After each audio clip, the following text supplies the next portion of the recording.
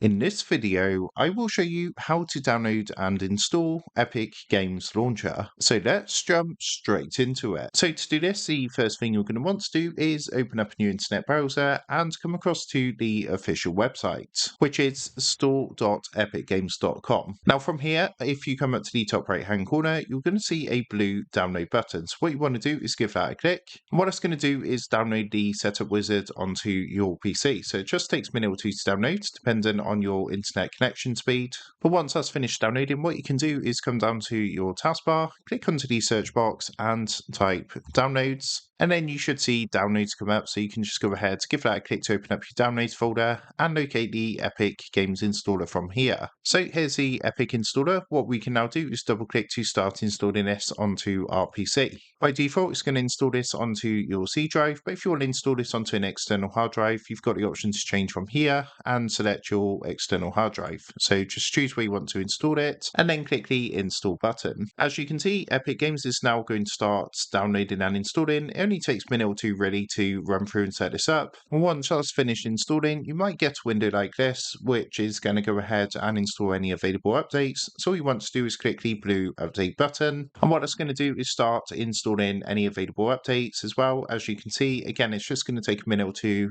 to do this. Once all the updates are finished, you'll be taken to the sign in screen. Now, if you do have an account with Epic Games, of course, you can sign in with your details. If not, if you just scroll down the page, you can create an account. You can click the link here and create your account, and that's going to log you into Epic Games. So that is how to download and install Epic Games Launcher. With that being said, I hope this quick tutorial did help you out today. And if this did help you out, I would really appreciate it if you was to consider dropping down below the video, leaving a like, and also subscribing to the channel. With that being said, I just want to take a minute to thank you guys for watching this quick tutorial, and I will see you in the next video.